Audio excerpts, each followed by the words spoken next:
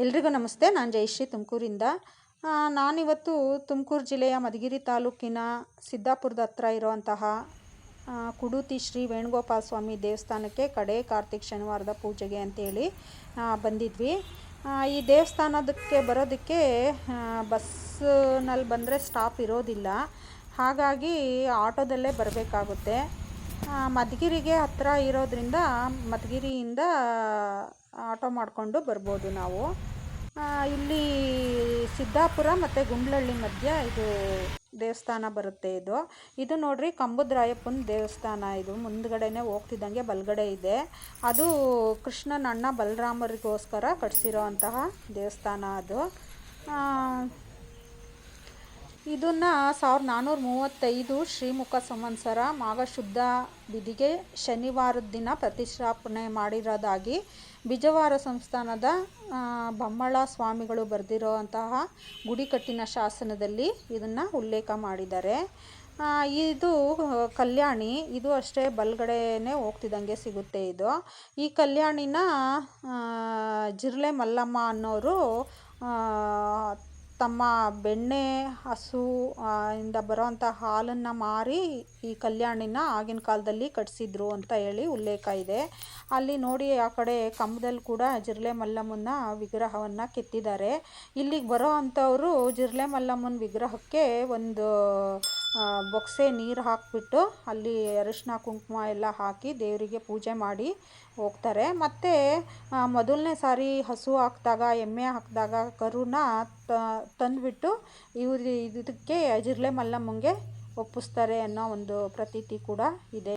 ಹಾಗೆ ಹಸುವಿನ ಬೆಣ್ಣೆಯನ್ನು ಕೂಡ ತಂದುಬಿಟ್ಟು ಜಿರ್ಲೆ ಮಲ್ಲಮ್ಮಂಗೆ ಹಚ್ಚಿಬಿಟ್ಟು ಇಲ್ಲಿ ಭಕ್ತಾದಿಗಳು ಪೂಜೆ ಮಾಡ್ಕೊಂಡು ಹೋಗ್ತಾರೆ. ಎಂಥ ಬರಗಾಲದಲ್ಲಿ ಕೂಡ ಈ ಬಾವಿ ನೀರು ಯಾವತ್ತೂ ಕಮ್ಮಿ ಆಗೋದಿಲ್ಲ. ಯಾವಾಗಲೂ ಹೀಗೆ ತುಂಬೇ ಇರುತ್ತೆ ನೀರು. ಮತ್ತು ನೀರು ತುಂಬಾ ಸಿಹಿಯಾಗಿರುತ್ತೆ ಕುಡಿಯೋದಕ್ಕೆ. ನಮ್ಮ ಕುಂಚಿಟಿಗ ಜನಾಂಗದ ಎಲ್ಲಿಯವರು ಗೋತ್ರದವರು ಈ ದೇವರಿಗೆ ಪೂಜೆ ಮಾಡಿಕೊಂಡು ಮೊದಲಿಂದಲೂ ನಡೆಸ್ಕೊಂಡು ಬಂದಿರೋದು.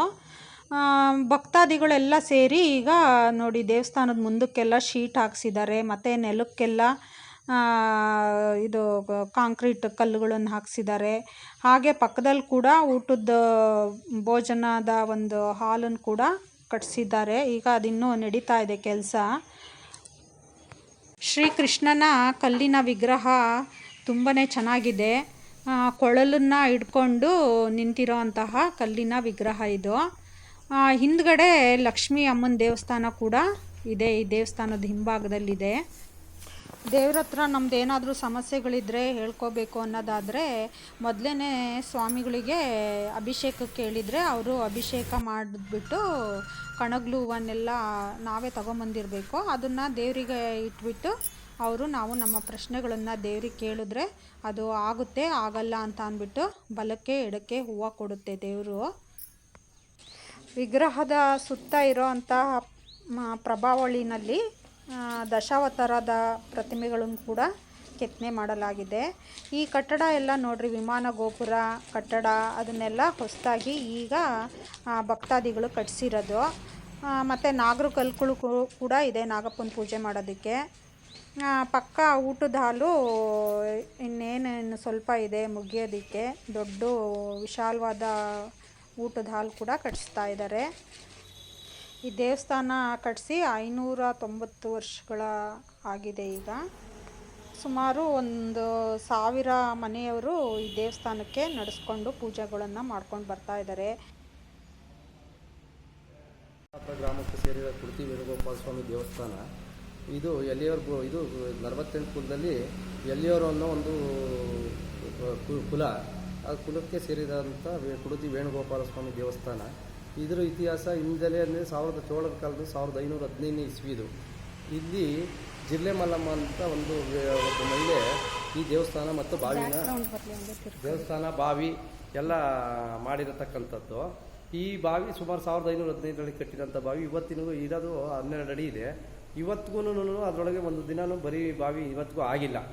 ಯಾಕೆಂದರೆ ಸತ್ಯವಂತರ ಕಾಲ ಆಕೆ ದನ ಮೇಯಿಸ್ಕೊ ದನ ಎಮ್ಮೆ ಮೇಯಿಸಿ ಅದರೊಳಗೆ ಬರತಕ್ಕಂಥ ಹಾಲು ಕರೆದು ಅದರೊಳಗೆ ಬರತಕ್ಕಂಥ ಬೆಣ್ಣೆ ಮೊಸರು ತೆಗೆದು ಮಾರಿ ಅವತ್ತಿಗೆ 18 ವರ್ಷದಲ್ಲಿ ಆ ಬಾವಿ ದೇವಸ್ಥಾನ ಕಟ್ಟಿರೋಂಥ ಇತಿಹಾಸ ಇದೆ. ಅದರಿಂದ ಇಲ್ಲಿ ಇವಾಗ ಮನೆಯಲ್ಲಿ ಜಿರಳೆ ಏನಾದರೂ ಕಾಣಿಸ್ಕೊಂಡ್ರೆ ಈ ಬಾವಿಯಲ್ಲಿ ಬಂದು ನೀರು ತಗೊಂಡು ಮನೆಯಲ್ಲಿ ಹಾಕಿದ್ರೆ ಜಿರಳೆ ಇರಲ್ಲ. ಇನ್ನೊಂದು ನಮ್ಮ ಕುಲ ಬಾಂಧವರು ಯಾರೇ ಮನೆಯಲ್ಲಿ ಮೊದಲು ಹಸು ಆಗಲಿ ಎಮ್ಮೆ ಆಗಲಿ ಕರು ಹಾಕಿದ ತಕ್ಷಣ ಮೊದಲೇ ಪ್ರಾಶಸ್ತ್ಯ ಈ ಜಿರಳೆ ಮಲ್ಲಮ್ಮಂಗೆ ಕೊಡ್ತಾರೆ. ಕಾರಣ ಏನಂದರೆ ಆಯಮ್ಮ ಬೆಣ್ಣೆ ಮಾರಿ ಹಾಲು ಕರೆದು ಬೆಣ್ಣೆ ಮಾರಿ ಈ ಮಕ್ಕಳಿಗೆ ಕೊಡ್ತಿರ್ಲಿಲ್ವಂತೆ ಮನೆಯಲ್ಲಿದ್ದಾಗ.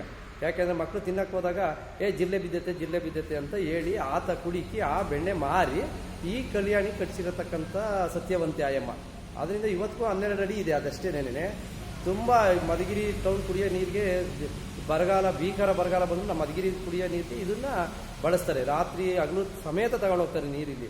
ಇನ್ನೊಂದು ನೀರು ಬೋರ್ ನೀರು ಥರ ಅಲ್ಲ ಇದು ಭಾಳ ಆನಂದವಾಗಿರ್ತೈತೆ. ನೀರು ಕುಡಿತಾ ಇದ್ದರೆ ಕುಡಿತಲೇ ಇರಬೇಕು ಅನಿಸುತ್ತೆ. ಮತ್ತು ಇನ್ನೊಂದೇನೆಂದರೆ ಮಕ್ಕಳಾಗಿಲ್ಲರು ಮದುವೆ ಆಗಿಲ್ಲರು ಬಂದು ಬೆಣ್ಣೆ ಕಟ್ಟಿ ಮತ್ತು ದೇವಸ್ಥಾನಕ್ಕೆ ಅಭಿಷೇಕ ಪೂಜೆಯನ್ನು ಸಲ್ಲಿಸ್ತಾರೆ. ಶ್ರೀಕೃಷ್ಣ ಉಡುಪಿ ವೇಣುಗೋಪಾಲ ಸ್ವಾಮಿಯನ್ನು ಶ್ರೀಕೃಷ್ಣ ಪರಮಾತ್ಮ, ಶ್ರೀಕೃಷ್ಣ ರುಕ್ಮಿಣಿ ಸತ್ಯಭಾಮೆ ಎಲ್ಲ ಕೆತ್ತಿರಕ್ಕಂಥ ಒಂದು ಶಿಲೆ ಇದು 1515 ಇಸ್ವಿಯಲ್ಲಿ ಕೆತ್ತಿರೋಂಥದ್ದು ಪ್ರತಿಷ್ಠಾಪನೆ ಮಾಡಿರೋಂಥ ವಿಷಯ. ಇಡೀ ನಮ್ಮ ತುಮಕೂರು ಭಾಗದಲ್ಲಿ ಬಂದರೆ ಶ್ರೀಕೃಷ್ಣನ ದೇವಸ್ಥಾನ ಇರೋದು ಇದು ಇಲ್ಲೇ ಅಂತ ನಾನು ನೋಡಿರೋ ಇತಿಹಾಸ ಇದೆ. ಇನ್ನು ಮತ್ತೆ ಇಲ್ಲಿ ಸಣ್ಣ ಪುಟ್ಟ ಗೊತ್ತಿಲ್ಲ. ಆದರೆ ಇದು ನಮ್ಮ ಕುಲಬಾಂಧವ ಇದಕ್ಕೊಂದು 600ರಿಂದ 800 ಮನೆಯವರೆಗೂ ನಡ್ಕೊಳ್ತದೆ. ಇದಕ್ಕೆ ಒಂದು ಕುಲ ಇದೆ, ಎಲಿಯೋರು ಅಂತಲೇ ಒಂದು ಕುಲ ಇದೆ ಇದಕ್ಕೆ. ಅದು ಬಿಟ್ಟು ಹೊರಗಡೆನೆಲ್ಲ ಬೇರೆ ಬೇರೆ ಜಾತಿ ಜನಾಂಗ ಎಲ್ಲರೂ ಬಂದು ನಡ್ಕೊಳ್ತಾ ಇರ್ತಾರೆ. ಎಲ್ಲರಿಗೂ ಪ್ರಾಶಸ್ತ್ಯ ಕೊಡ್ತಿದ್ದೀವಿ ನಾವು ಇಲ್ಲಿ. ಅದರಿಂದ ಇಲ್ಲಿ ನೀರು, ಇಲ್ಲಿ ಮಹಿಳೆ, ಇದು ಮಕ್ಕಳಾಗಿದೆ ಮದುವೆ ಆಗಿದೆ ಮದುವೆ ಎಲ್ಲರೂ ರೀತಿಯಿಂದ ಸ್ನಾನ ಮಾಡ್ಕೊಂಡು ಪೂಜೆ ಮಾಡ್ಕೊಂಡು ನಡೀತಾ ಇದೆ. ಇದು ಈ ದೇವಸ್ಥಾನದಲ್ಲಿ ನಡೀತಿರೋಂಥ ವಿಶೇಷವಾಗಿ ನಡೀತದೆ. ವರ್ಷಕ್ಕೊಮ್ಮೆ ದಸರಾ ವಿಶೇಷ ನಡೀತದೆ. 9 ದಿನ ರುಕ್ಮಿಣಿ ಸತ್ಯಭಾಮ ಎಲ್ಲ ವಿಗ್ರಹ ಇದೆ. ವರ್ಷಕ್ಕೊಂದ್ಸರಿ ತಂದು ಇಲ್ಲಿಟ್ಟು ದಸರಾದಲ್ಲಿ 9 ದಿನ ನವರಾತ್ರಿ ಕೂಡಿಸ್ತೀವಿ. ನವರಾತ್ರಿ 10 ದಿನಕ್ಕೆ ಭೂತಪ್ಪನ ಸೇವೆ ಇದೆ. ಇಲ್ಲಿ ಭೂತಪ್ಪನ ಸೇವೆ ಮಾಡಿಕೊಂಡು ದಸರಾದಲ್ಲಿ ಹೋಗಿ ನಮ್ಮ ಸಿದ್ದಾಪುರ ಕೆರೆ ಅಂತ ಇದೆ, ಅಲ್ಲಿ ಹೋಗಿ ಅಂಬು ಕಟ್ಕೊಂಡು ತಿರುಗಿ ಬಂದು ಮಾರನೇ ದಿನ ಸುಮಾರು 3,000 ರಿಂದ 4,000 ಜನಕ್ಕೆ ನಾವು ಇಲ್ಲಿ ಅಂತಿ ಮಾಡ್ತೀವಿ. ಪ್ರತಿ ಮನೆ ಕುಟುಂಬದಿಂದ ದುಡ್ಡು ತಗೊಂಡು ಇಲ್ಲಿಂದ ಖರ್ಚು ವೆಚ್ಚ ಭರಿಸಿ ಪ್ರತಿ ವರ್ಷವೂ ಜಾತ್ರೆ ಮಹೋತ್ಸವ ನಡೆಸ್ತೀವಿ. ಅದ್ದೂರಿಯಾಗಿ ನಡೆಸ್ತೀವಿ ಈ ಜಾತ್ರೆ. ನಮಸ್ತೆ. ನಾವು ಕೂಡ ಎಲೆಯವ್ರ ಹೆಣ್ಮಗಳು ಶ್ರೀ ವಿನಯನ್ ಪಾಳ್ಯ ನಮ್ಮೂರು ಇಲ್ಲೇ. ಸ್ವಾಮಿಯವ್ರಿಗೆ ತುಂಬ ಧನ್ಯವಾದ ಒಂದು ಮಾಹಿತಿ ಕೊಟ್ಟಿದ್ದಕ್ಕೆ. ನಮ್ಮ ವೇಣುಗೋಪಾಲ ಸ್ವಾಮಿ ದೇವ್ರ ಬಗ್ಗೆ ಧನ್ಯವಾದ ಸರ್. ಕರಿಯಣ್ಣ, ಚಕ್ಲಿರಾಯ, ಕೆಂಚಣ್ಣ ಈ ಭೂತಪ್ಪಗಳ ದೇವಸ್ಥಾನ ಸಿದ್ದಾಪುರದಲ್ಲಿದೆ. ದಸರಾದಲ್ಲಿ ಈ ಭೂತಪ್ಪಗಳನ್ನು ಉತ್ಸವ ಮಾಡಿಕೊಂಡು ಈ ವೇಣುಗೋಪಾಲ ಸ್ವಾಮಿ ದೇವಸ್ಥಾನಕ್ಕೆ ಕರ್ಕೊಂಬಂದು ಪೂಜೆ ಮಾಡಿ ಮತ್ತೆ ಕರ್ಕೊಂಡೋಗಿ ಬಿಡ್ತಾರೆ. ಈ ದೇವಸ್ಥಾನದ ಇತಿಹಾಸದ ಬಗ್ಗೆ ನೋಡಿ, ಇದು ಪುಸ್ತಕವನ್ನು ಕೂಡ ಬರೆದಿದ್ದಾರೆ.